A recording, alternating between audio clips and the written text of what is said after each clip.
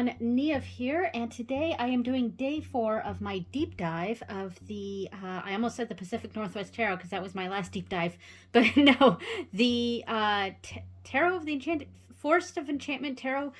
It's so confusing. I'm trying to remember the name of this deck because the book says the Enchanted Forest, so I'm like, Tarot of the Enchanted Forest, but then when I look up the deck online, I think it's Forest of Enchantment Tarot of the Enchanted Forest or Forest of...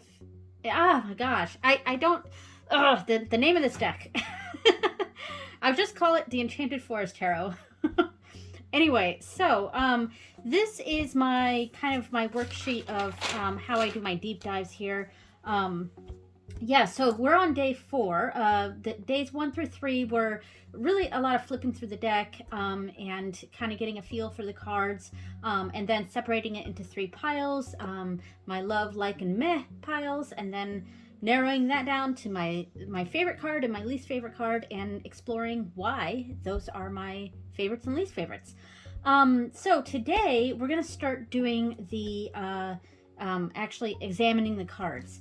And right now, let's see, I'm going to pull this out. So we're going to do the first 6 Major Arcana cards. And I did pull them out and put them on top here. Ooh, I think that's all. Okay, yes. And then the rest are all mixed up. But anyway, so I'm going to put the book there, this here. I'm just organizing things here. All right, I should probably stand closer to the camera so that I can actually see what I'm doing here. All right, so we have the white heart for the Fool. I think these are, I don't know, is that focused? I can't tell. And I just got a pop-up on my phone, so I can't even see. There we go. All right, so the white heart for the Fool. Then we have the Enchanter for the Magician. Quite like that card. It's pretty good. Then we have... the Wise Woman for the High Priestess, like that card too. Then we have the Green Mother, nice.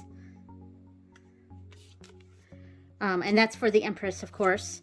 Then we have the Forest Lord for the Emperor. And finally, we have the oldest one for the Hierophant.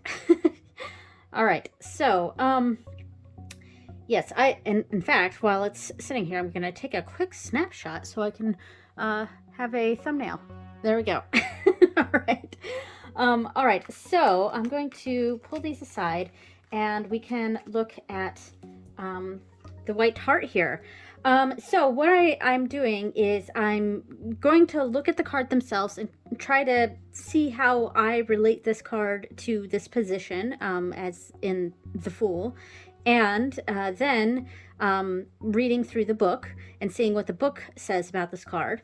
And then I will be doing like a sample reading, 1 or 2 sample readings where I have 1 card on each side, and they're, you know, shuffled cards.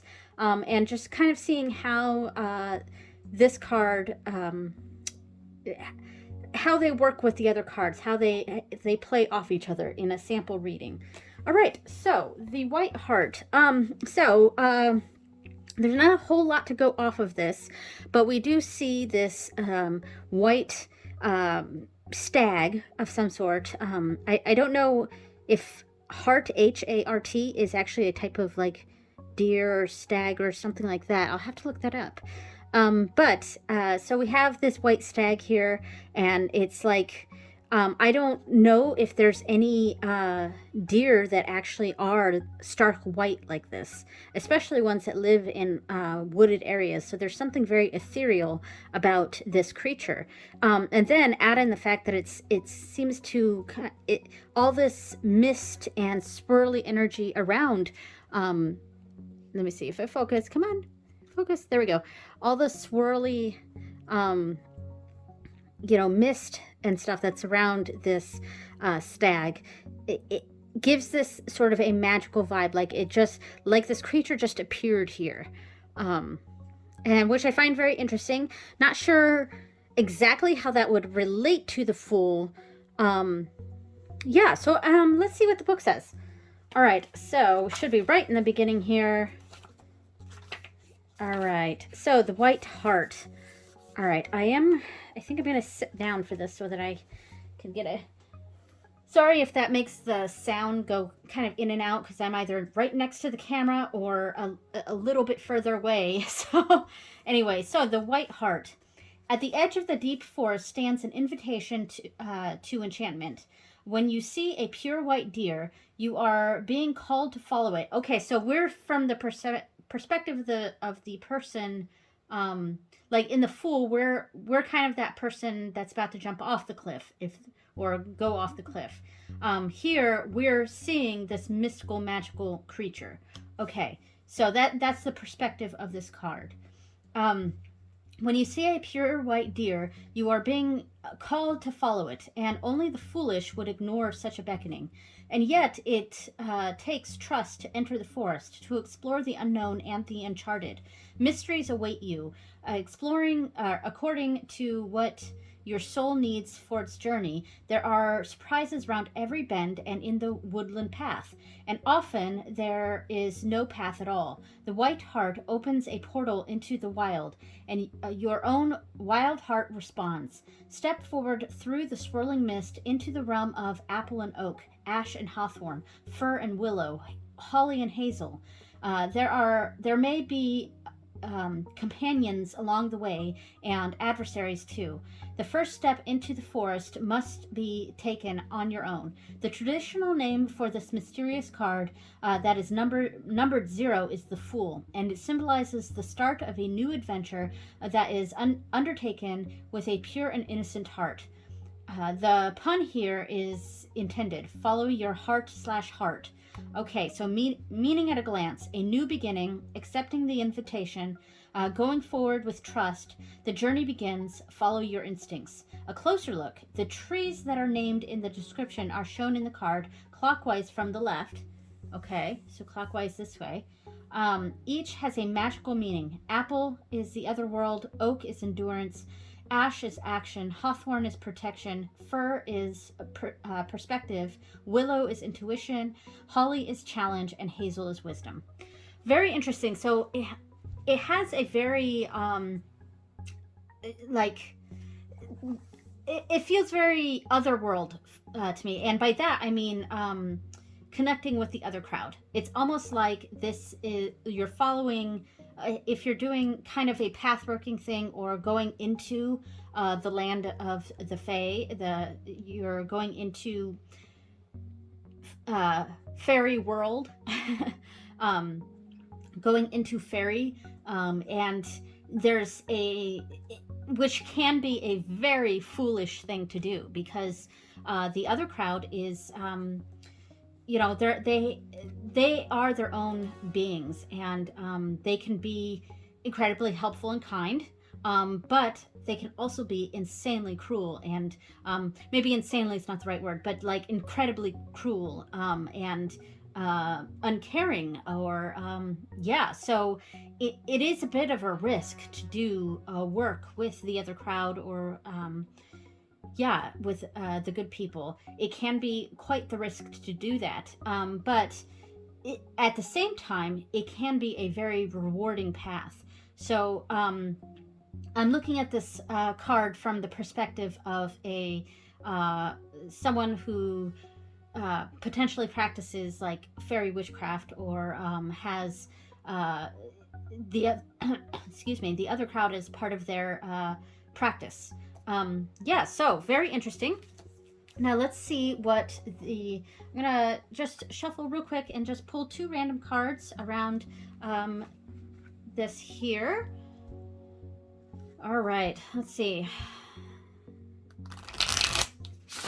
All right, gosh, I love shuffling these thinner decks like this, because it's just so much easier to riffle shuffle.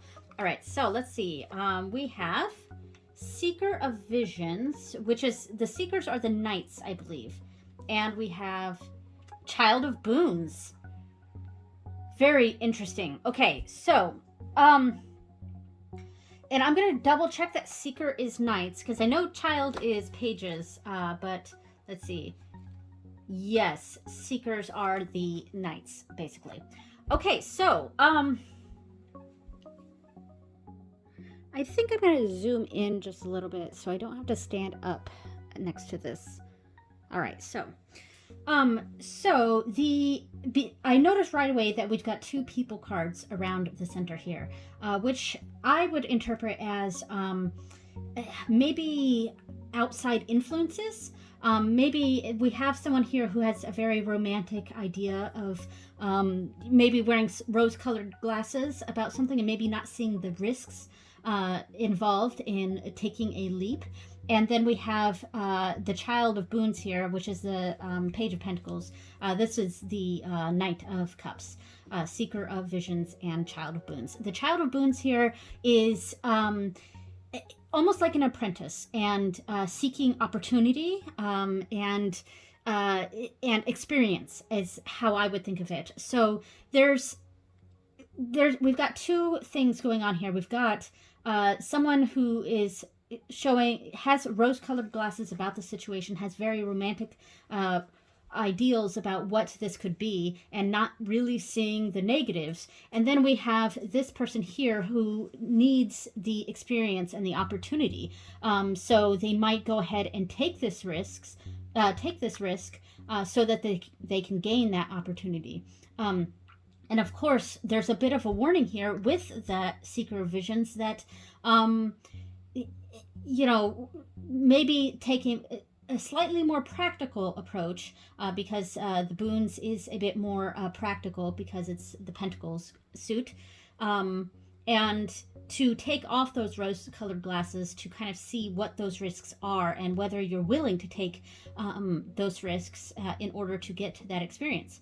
All right, so let's move on to the next card. So next card is the Enchanter. All right, just making sure I'm in frame here.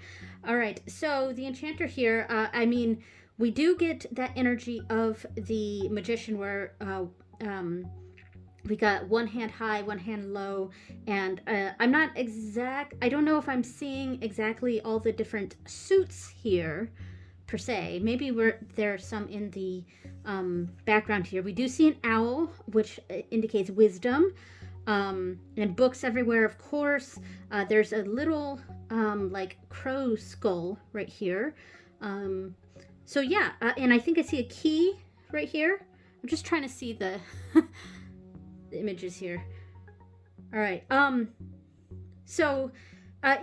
I interpret the Magician as having everything we need to put things into action and to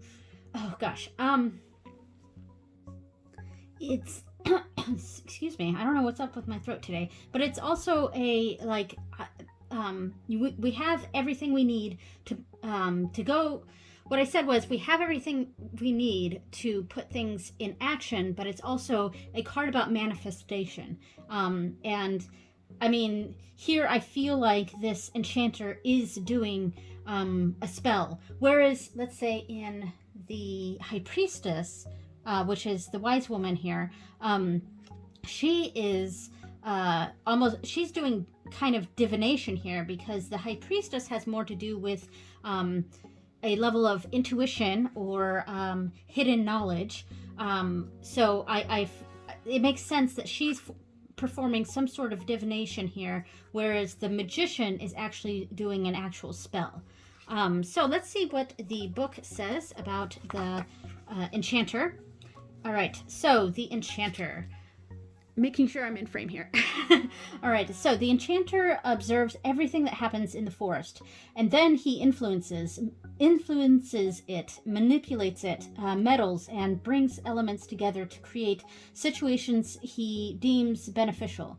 He sets things in motion. He can converse with every bird, beast, gnome, ogre, sylph, and elf, though he may pretend to be hard of hearing with the elves. Interesting.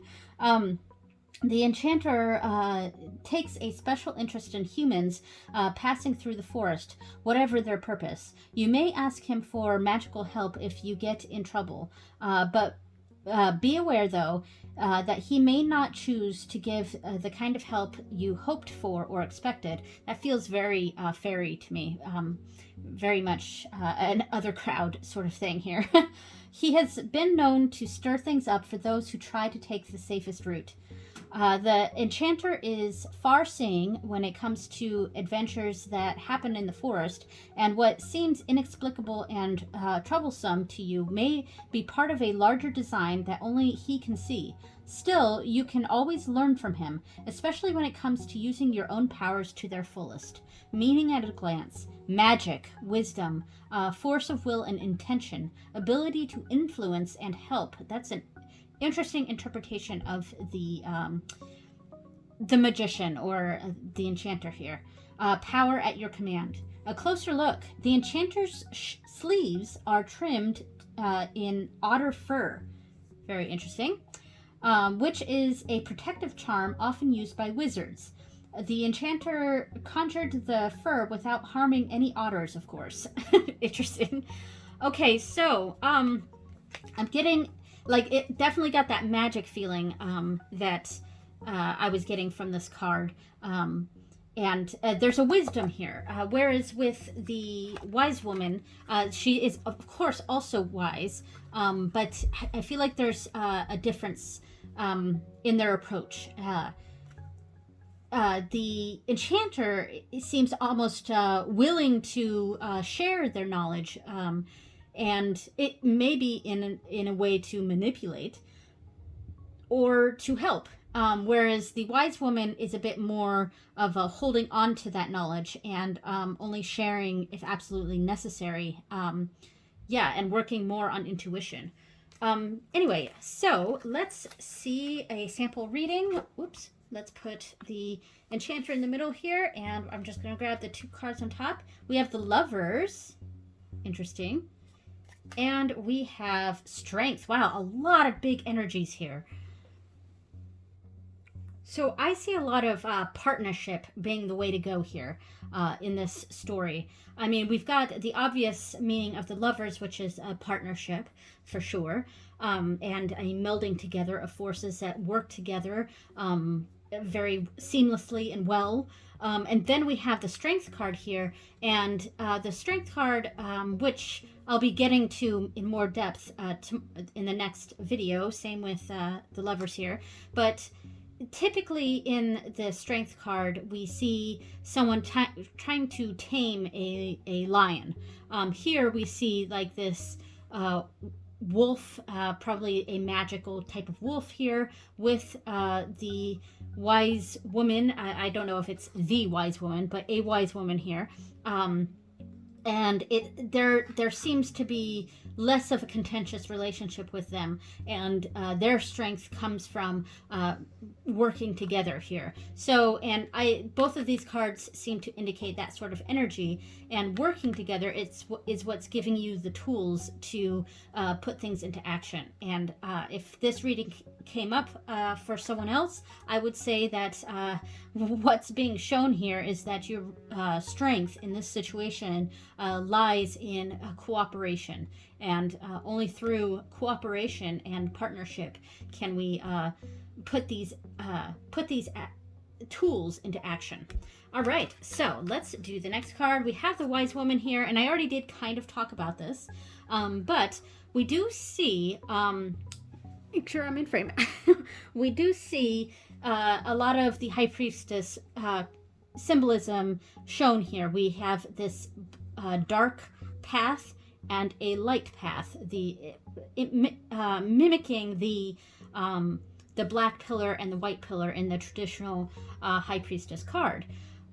So the high priestess, for me, it's a card that's actually often quite elusive for me, and part of that is because the high priestess herself represents something that is elusive and hidden knowledge. And I think maybe if I'm putting myself into this card, I would be someone who came to a wise woman, and she did her, and I had questions to ask, and she did her divination, and she knows what these things mean, and she shares with me only what she thinks is necessary, and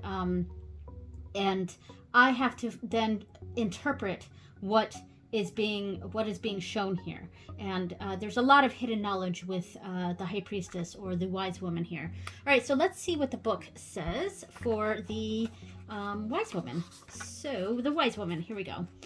All right, so at a place where forest paths diverge stands an ancient apple tree. Okay, so that is what is behind her, an apple tree. One side bears the silver apples of the moon, the other the golden apples of the sun. We can see that here. Okay, you can pass between these boughs to take either the dark path or the light path. There is an allure to both of these paths, with positive and negative aspects to each. Your choice is not obvious. The Wise Woman sits among the apple roots in this liminal place between possible futures. Yes, the High Priestess is very liminal, exists in a very liminal place, for sure. She won't make decisions for you, but she can help you decide for yourself. Yes. Skilled in the old ways, the Wise Woman works with her guides and spirits to read the auguries. Gathering up her oracular charms, she casts them upon the cloth, watching them fall into a pattern she understands. She understands this pattern. We, as the people who have come to her, do not necessarily understand. Now she meets your gaze, arching an eyebrow with subtle amusement. Do you really want to know your destiny? Yes, you do. You wouldn't be here if you weren't ready. The Wise Woman card confirms that there is a core of deep knowing within you, but you may need spiritual guidance to access it. Yes, the High Priestess also represents a going to a spiritual guide of some sort. Wisdom takes time, devotion, patience, and above all, willingness to accept and commit to the path you choose. The Wise Woman doesn't argue with oracles, and neither should you.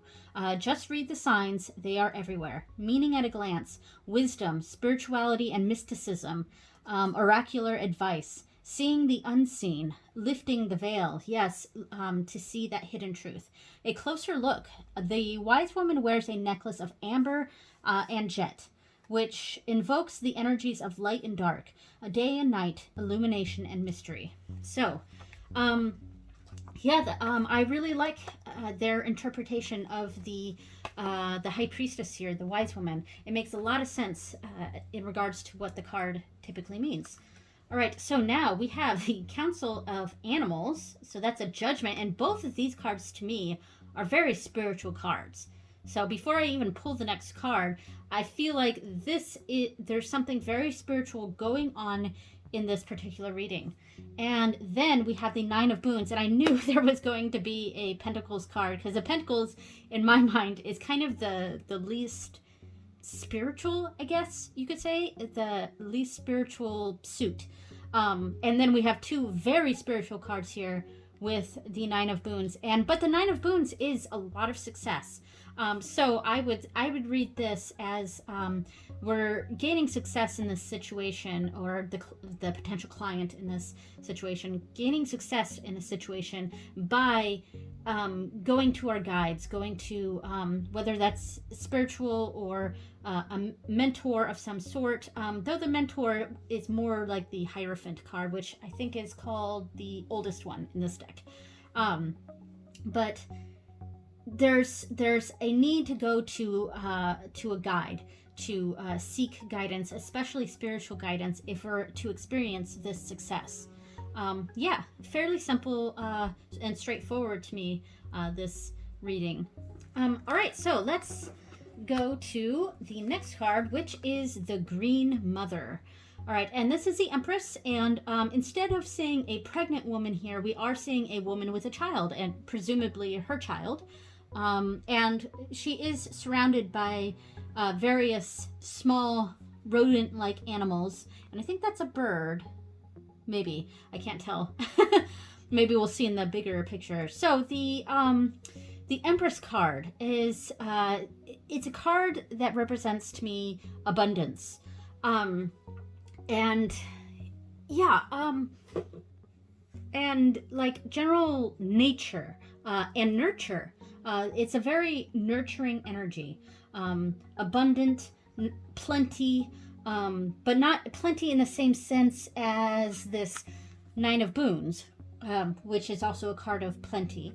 That this is physical plenty, whereas the Empress or the Green Mother here is more of a abundance in, gosh, in life, in fertility, things like that. That's why the Empress is often shown as a pregnant woman or a pregnant person. Here we have a female presenting figure with presumably her child, and that's it. It is showing that very motherly quality, and this is a card that often represents femininity, where the Forest Lord or the Emperor often represents masculinity. Though that doesn't, it doesn't necessarily mean male and female or the general gender binary per se, but it's more our ideas of those energies with something very nurturing and nurturing, maybe even kind, and abundant and prosperous, not necessarily in money, but just prosperous in general, and the Forest Lord or the Emperor here, which is more of a leadership type role, and of course this is quite gendered here, and it's not necessarily male and female, but what our society often calls masculine and feminine energies. Of course, the masculine is also very nurturing and kind and and focus on family, and the feminine is also strong and a leader and stern and all of that. So you can have these qualities regardless of the gender. But I feel like this is the Green Mother or the Empress represents that sort of perceived feminine qualities, and the Forest Lord or the Emperor represents those perceived masculine qualities. And there is something a bit. Oh, here comes my dog. Are you going to read the cards? Oh goodness. What's your read on this, Ashildr? Don't know if you can see her here, but this is Ashildr. She just hopped up on my lap. Yes, I know. All right, I think she wants some food. Hold on, I gotta pause this. Okay, sorry about that. The dog has her food now. All right. And there's also a level of creativity with the Empress, whereas there's an authority with the Emperor. So, I think a lot of people have trouble dealing with the Emperor energy because, especially if we come from a sort of oppressive background or a religion or spirituality that was oppressive in our childhood or something like that, these levels of authority can really bug people. And it's the same sort of energy here with the Hierophant. There's a similarity with the Emperor and the Hierophant, or the Forest Lord and the oldest one. But anyway, we are still on the Empress here. So let's read what the book says about the Green Mother. All right, so my ears are a little clogged up. I think it's sinus issues. All right, the Green Mother. Come sit at the feet of the Green Mother and be sheltered by her love. She is the creative source who brings the life energy of the forest to fruition and birth. Fruition is a good word for the Empress too. And she is the nurturer who welcomes newborns with her blessing kiss. She encourages the curiosity of her own precious green child, instilling a sense of wonder at the infinite variety of earthly delights. The little one clings to Mama for now, but grows braver as she learns that nature is her friend. Learning that nature is your friend, that's a good meaning for the Empress card. The Green Mother shows shows us how we are each a part of the natural world. Like the trees and the brooks and the cuckoo's song, she teaches us to love ourselves as part of her creation. The Green Mother is the embodiment of feminine power. She represents sexuality, the world of the senses, and unconditional love. Yes, unconditional love. That's a good one for this as well. She is the essence of fertility. Call upon her when you need an increase in earthly support, a creative push, healing, or comfort care. The Green Mother wants you to remember that what you nourish is what will grow. So pay attention to where you put your energy. Meaning at a glance: feminine power, unconditional love, nature's bounty. Yes, bounty. That's where the abundance part comes in. Nature's bounty. Generosity, yes. Fertility and motherhood and beauty. Yes, beauty is a good representation of the Empress card as well. A closer look. The Green Mother has wild currants, a symbol of fertility, entwined in her hair. So, very nice. All right, so let's do a little sample reading here. We have the first card, which is the Weaver Visions. That is the Queen of Cups. So that the Queen of Cups with the Green Mother here indicates a mother energy here. And then we have the Forge, which is Temperance. So I would say that this particular reading, making sure I'm in frame here, this particular reading for this potential client, I would encourage to go to a mother-like figure in their lives, whether that be their actual mother or someone who kind of fulfills that role in their life, to calm the situation, to get a nurturing perspective, because the Weaver of Visions, the Queen of Cups, is a very nurturing energy, and right next to the Green Mother, that really is the ultimate nurturer. We're using that nurturing energy to temper the situation, to and with the Forge here, which is a card we'll go into more depth in a later video, we get the energy, we get the feeling here of the meaning of temperance as being a more of combining forces, and in a smooth way to create something new. And there's that create word. So using that nurturing energy of your mother or a motherly type figure in your life to temper emotions and to create a new, better approach, if that makes sense. All right, so that is that reading. All right, so now we did mostly discuss the Forest Lord here, the Emperor. There's, I mean, I feel like this Emperor, this Forest Lord, is a much kinder version of the typical Emperor card. Yeah, I mean, we have this sternness of the boar here that's, but he himself has a very kind face, and he's very approachable, I would say, compared to the typical depiction of the forest or of the Emperor, which is, it's a card that really taps into authority and leadership, maybe even tyranny, if we took it to an extreme. Whereas this card is less, we don't get that tyrannical energy with this Forest Lord here. We do see that sternness in this boar, and I think it's sort of there's a kindness to this Forest Lord that isn't typical of the Emperor. But yeah, so let's see what the book says. So those are my thoughts on that card. All right, so the Forest Lord. All right. All who pass through the enchanted forest must pay homage to the Forest Lord, for everything that lives and breathes is under his domain.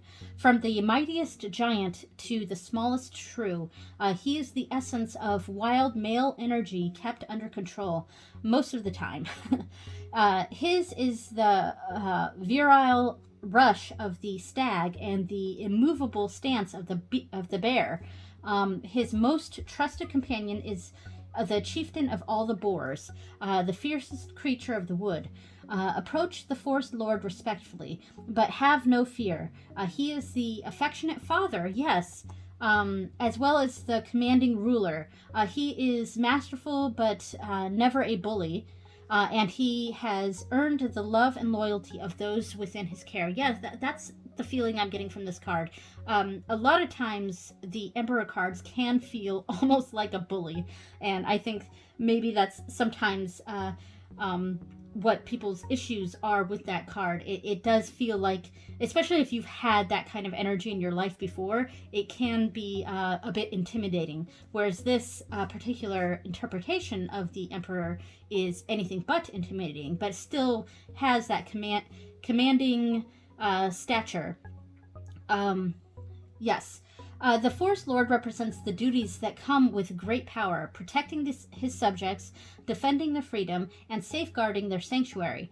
Leadership is a privilege. Authority over others must be wielded appropriately and not abused. And that is a path that can be taken with the Emperor. It can be a position that is abused.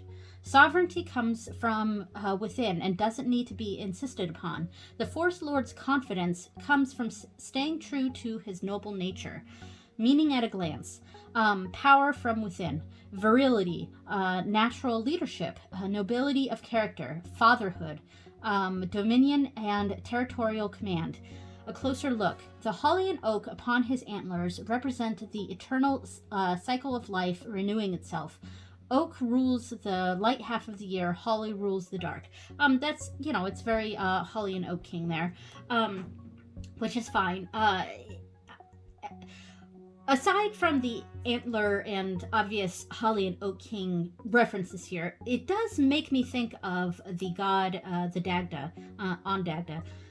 Because, he has nothing to do with antlers and doesn't look like this at all, but he is often represented with a pig or boar of some sort, and he is that fatherly figure, a great leader and supporter of the land, but strong leader, commanding force, and has earned the love and loyalty of those within his care. So it gives me very Dagda vibes, though this man himself, especially with the antlers and stuff, isn't very Dagda, but the description of this card makes me feel that energy. Anyway, so let's see what the other cards are. So Keeper Spells. Man, we are getting a lot of the court cards and a lot of the Major Arcanas. I swear I have shuffled this very well. And this Seeker of Challenges. So again, another court card.